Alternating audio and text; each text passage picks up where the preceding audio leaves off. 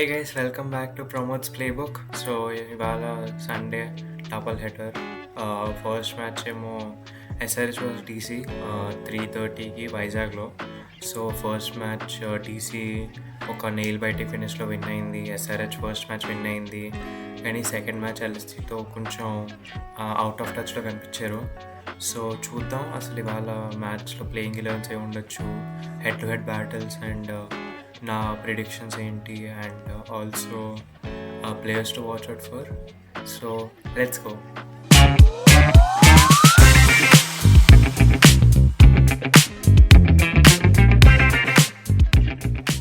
First ఎప్పుడు మొదలుపెట్టేలా గ్రౌండ్తో start చేద్దాం. ఆ గ్రౌండ్ వైజాగ్లో. ఢిల్లీ ప్రతి ఇయర్ ఒక 2 మ్యాచెస్ వైజాగ్లో ఆడతారు, ఓనర్స్ తెలుగులో అయి ఉండడం వల్ల. బట్ యా, ఫస్ట్ మ్యాచ్ చూసాం. ఎల్ఎస్జి 200+ కొట్టారు, కానీ ఎల్ఎస్జి విన్ అయిపోయారు. 200 సరిపోయింది అనుకున్న టైంలో డీసీ అశుతోష్ శర్మ అండ్ విప్రాజ్ చాలా ఒక ఆసమ్ ఇన్నింగ్స్ ఆడడం వల్ల ఢిల్లీ విన్ అయింది. కానీ సో దాన్ని బట్టి మనకు అర్థమవుతుంది ఏంటంటే పిచ్లో రన్ స్కోర్ చేయొచ్చు. సో 200 ఆ రేంజ్లోనే టార్గెట్స్ సెట్ చేయాలి. ఒకవేళ చేస్ చేసినప్పుడు కూడా ఒక 200 టార్గెట్ ఉంటుందని మైండ్ సెట్తోనే ఆడాలి. సో అది. సో బ్యాటింగ్ ఫస్ట్ చేసేటప్పుడు అయితే కొంచెం ఒక 200, 210, 220 ఒకవేళ వీలైతే ఆ రేంజ్లో ఆడాలనుకుంటారు. అండ్ ఎస్ఆర్హెచ్కి పిచ్తో సంబంధం లేదు, వాళ్ళు ఏమైనా వాళ్ళు ఎలాగో ఖచ్చితంగా 200 కొట్టాలని అనుకుంటారు. కానీ ఒకవేళ డీసీ ఆడుతుంటే ఎస్ఆర్హెచ్ని క్వైట్గా ఉంచాలి అనుకుంటే 200+ అయితే కొట్టాలి అని అనుకోవాలి. అండ్ హెడ్ టు హెడ్స్ చూసుకుంటే 13 times ఎస్ఆర్హెచ్ విన్ అయింది, 11 times డీసీ విన్ అయింది. సో అక్కడ ఒక 2 మ్యాచ్ అడ్వాంటేజ్ ఉంది ఎస్ఆర్హెచ్కి.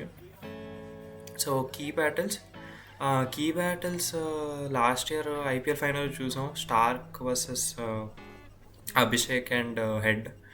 లాస్ట్ ఇయర్ స్టార్క్ స్టార్టింగ్లో కొంచెం అవుట్ ఆఫ్ ఫామ్ ఉన్న, అట్ ద ఎండ్ ఫామ్లోకి వచ్చాడు ప్లే ఆఫ్ టైంకి. ఈసారి ఫస్ట్ మ్యాచ్ నుంచే ఫామ్లో ఉన్నట్టు కనిపిస్తున్నాడు. ఈ ఇయర్ కొంచెం ఇంకా బెటర్, వెల్ ప్రిపేర్డ్గా కనిపిస్తున్నాడు. సో స్టార్క్కి హెడ్కి స్టార్క్ మీద కొంచెం ఏంటి ఇఫీ రికార్డ్ ఉంది. స్టార్క్ హెడ్ని చాలాసార్లు అవుట్ చేశాడు. Starc has upper hand on Head. So last year అభిషేక్ని కూడా స్టార్క్ అవుట్ చేశాడు ఫైనల్స్లో. సో ఆ విధంగా ఎస్ఆర్హెచ్ ఇద్దరు ఓపెనర్స్కి స్టార్క్తో ఒక వీక్నెస్ ఉంది. So Starc versus Abhishek and Head. And DC పరంగా చూసుకుంటే డీసీ ఓపెనర్స్ వర్సెస్ షమి. నేనైతే కొంచెం స్వింగ్ ఉంటుంది అనుకుంటున్నా స్టార్టింగ్ ఒక 2 overs వరకు. సో ఆ టైంలో Shami versus James Westermaker and Faf du Plessis ఎలా చేస్తారో చూడాలి, ట్యాకిల్ షమి స్వింగ్ని. కానీ ఎస్ఆర్హెచ్ కూడా స్టార్టింగ్లో వికెట్ టేకింగ్ ఆపర్చునిటీస్ అయితే కొంచెం ఆ న్యూ బాల్ స్వింగ్ అవుతున్నప్పుడే ఉంటాయి. సో షమి అడ్వాంటేజ్ తీసుకుంటాడో లేదో చూడాలి మరి. సో కీ బ్యాటర్స్ అయితే అది. టాస్ ఫస్ట్ మ్యాచ్ చూసినప్పుడైతే చేజింగ్ టీం విన్ అయింది. సో నాకు కొంచెం కష్టంగా ఉంది చెప్పడానికి, ఎందుకంటే ఆఫ్టర్నూన్ మ్యాచ్ ఎస్ఆర్హెచ్తో కాబట్టి మేబీ బ్యాటింగ్ తీసుకుంటారేమో అని అనుకుంటున్నా. కానీ లాస్ట్ మ్యాచ్ డీసీ చేజింగ్ చేస్తూనే విన్ అయింది. అండ్ ఎస్ఆర్హెచ్ కూడా కొంచెం ఇఫీగా కనిపించారు కాబట్టి I think both teams toss win అయ్యి బౌలింగ్ తీసుకుంటారు అనుకున్నా. కానీ ఆఫ్టర్నూన్ మ్యాచ్ కాబట్టి డ్యూ రావచ్చనో లేకపోతే పిచ్ స్లో అవుద్దనో రీజన్స్తో ఏమైనా ఫస్ట్ బ్యాటింగ్ తీసుకున్నా తీసుకోవచ్చు. సో రేపు టాస్ నేను షూర్ కాదు, ఐదర్ బౌలింగ్ తీసుకోవచ్చు. బౌలింగ్కి తీసుకుంటే దాని అడ్వాంటేజ్ దానికి కనిపిస్తున్నాయి, బ్యాటింగ్ తీసుకుంటే దాని అడ్వాంటేజ్ దానికి కనిపిస్తున్నాయి. సో అది క్యాప్టెన్స్ లాస్ట్కి ఏం డిసైడ్ చేసుకుంటారు చూడాలి. And climate conditions normal Visakhapatnam మనకు తెలిసిందే, హ్యూమిడ్ క్లైమేట్ ఉంటుంది. ఆఫ్టర్నూన్ మ్యాచ్ కాబట్టి టెంపరేచర్ కూడా ఎక్కువ ఉంటుంది. సో పిచ్ కొంచెం హార్డ్గా ఉంటుంది. సో బౌన్స్ ఉండొచ్చు అనుకుంటున్నా. సో ఆ పరంగా చూసుకున్నా కూడా ఐ థింక్ ఒక ఫ్లాట్ పిచ్చే ఉంటుంది కాబట్టి బౌన్స్ ఉంటుంది కాబట్టి బ్యాట్ మీద బాగా వస్తుంది. సో ఒక హై స్కోరింగ్ మ్యాచ్ అయితే ఎక్స్పెక్ట్ చేస్తున్నాను నేను రేపు ఎస్ఆర్హెచ్ డీసీ పరంగా అయితే. సో అది క్లైమేట్ కండిషన్స్. నెక్స్ట్ ప్లేయింగ్ 11స్కి వద్దాం. So playing 11s first home ground కాబట్టి డీసీతో స్టార్ట్ చేద్దాం. సో జేమ్స్ వెస్టర్మైకర్, ఫాఫ్ డు ప్లెసీ ఒక quality overseas opening pair. Next number 3 Abhishek Porel, another exciting uncapped player, also wicket keeping చేస్తాడు అనుకుంటున్నా. అండ్ ఈ మ్యాచ్లోని ఒకే ఒక చేంజ్ నేను డీసీ తరఫు నుంచి చూస్తుంది. KL Rahul will be back in place of Samir Rizvi. In place of Samir Rizvi, KL Rahul will be back, and Tristan Stubbs, obviously quality overseas. Next, last match hero, Ashutosh Sharma. Last match impact ప్లేయర్లో ఆడాడు, ఈ match కూడా impact ప్లేయర్లాగే వస్తాడు mostly. ఒకవేళ second batting అయితే, ఒకవేళ first batting అయితే స్క్వాడ్లో ఉండి 10 ఇంపాక్ట్ ప్లేయర్లో బయటికి తీసుకెళ్ళి ఒక బౌలర్ని తీసుకురావచ్చు. So last match hero Ashutosh Sharma ఖచ్చితంగా ప్లేయింగ్ ఎలెవన్లో ఉంటాడు. Next captain Axar Patel. First match కూడా ఓడిపోయే మ్యాచ్ విన్ అయ్యారు. మోస్ట్లీ అది అక్షర్లో వాళ్ళు ఏం కాదు, కానీ ఫస్ట్ మ్యాచ్ క్యాప్టెన్గా విన్ అయ్యాడు. So it's obviously a good start. So ఆ కాన్ఫిడెన్స్ కూడా ఉంటుంది అక్షర్కి, ఫస్ట్ మ్యాచ్ విన్ అయ్యాడని. ఒకవేళ ఫస్ట్ మ్యాచ్ క్యాప్టెన్గా ఓడిపోతే ఆ మెంటల్ ప్రెషర్ ఉంటుంది, కానీ లక్కీగా వాళ్ళు విన్ అయ్యారు కాబట్టి ఐ థింక్ అక్షర్ ఇంకొంచెం చిల్గా, ఇంకొంచెం కాన్ఫిడెంట్గా ఉంటాడు. And next another hero last match Vipraj Nigam. Also లాస్ట్లో చాలా హ్యాండీ ఆల్రౌండర్లా కనిపిస్తున్నాడు.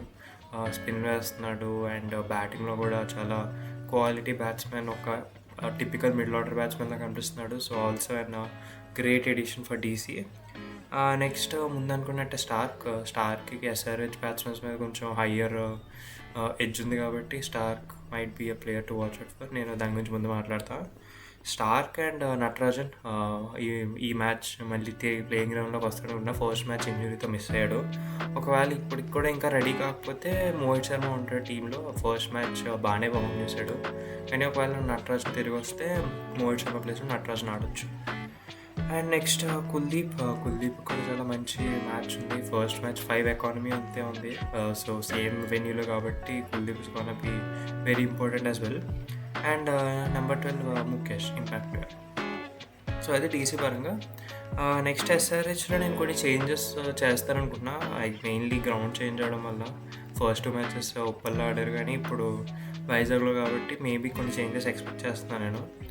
సో టాప్ 5 సేమ్, అభి, ట్రావిస్, కిషన్, నితీష్ హోమ్ మ్యాచ్లో ఆడుతున్నాడు. నేను ఏదో వీడియో చూశాను, నితీష్ ఎప్పుడు వైజాగ్ హోమ్ స్టేడియంలో ఎప్పుడు ఫుల్ గ్రౌండ్ ఉన్నప్పుడు ఆడలేదంట. నార్మల్ గ్రౌండ్లో ఎంటీగా ఉన్నప్పుడు మ్యాచెస్ ఆడాడు, కానీ ఎప్పుడు గ్రౌండ్ ఫుల్ ఉండి అంత పెద్ద మ్యాచ్ ఆడలేదంట. సో ఫస్ట్ టైం అతను హోమ్లోని ఒక ఫుల్ స్టేడియం ఉన్నప్పుడు ఫ్యాన్స్ చీర్ చేస్తున్నప్పుడు ఆడుతున్నాడు. So it's gonna be huge day for him. మొన్న ఉప్పల్ మ్యాచ్లో అయితే చాలా అవుట్ ఆఫ్ టచ్లో కనిపించాడు. ఇంజురీ నుంచి రిటర్న్ వస్తున్నాడు కాబట్టి కొంచెం అవుట్ ఆఫ్ రిథంలో కనిపిస్తున్నాడు. But it's a huge day for Nitish.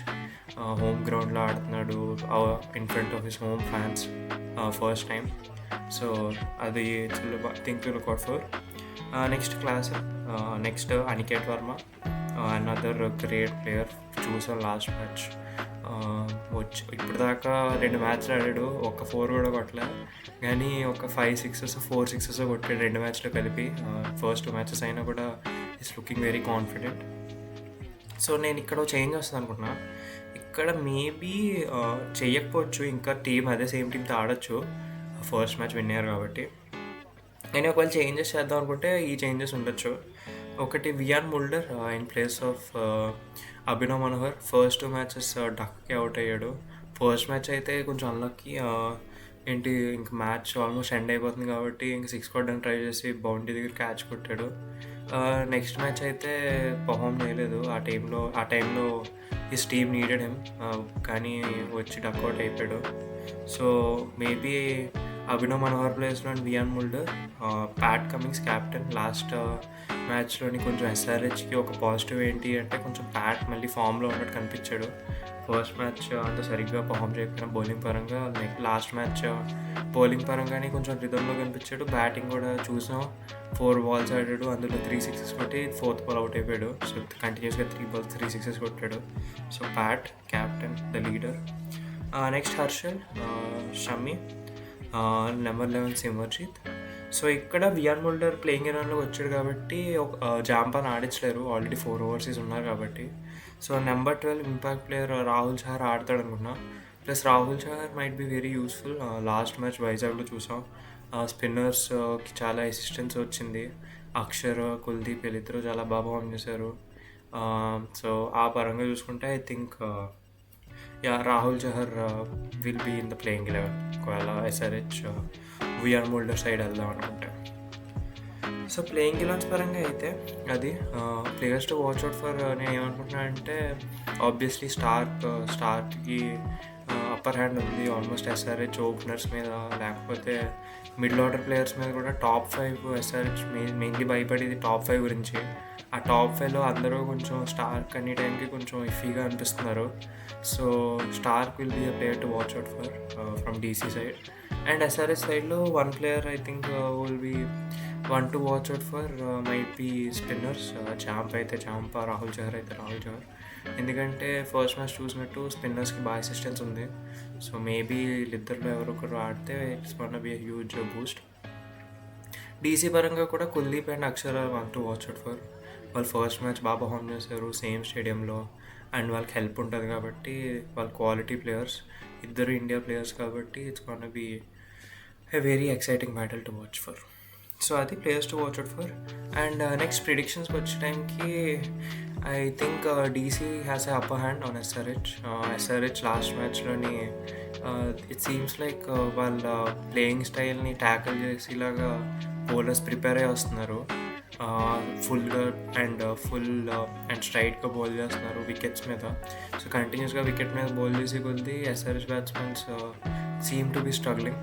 So SRH బ్యాట్స్మెన్స్కి ఒక ప్లాన్ అన్నది ఎగ్జిక్యూట్ చేస్తున్నారు.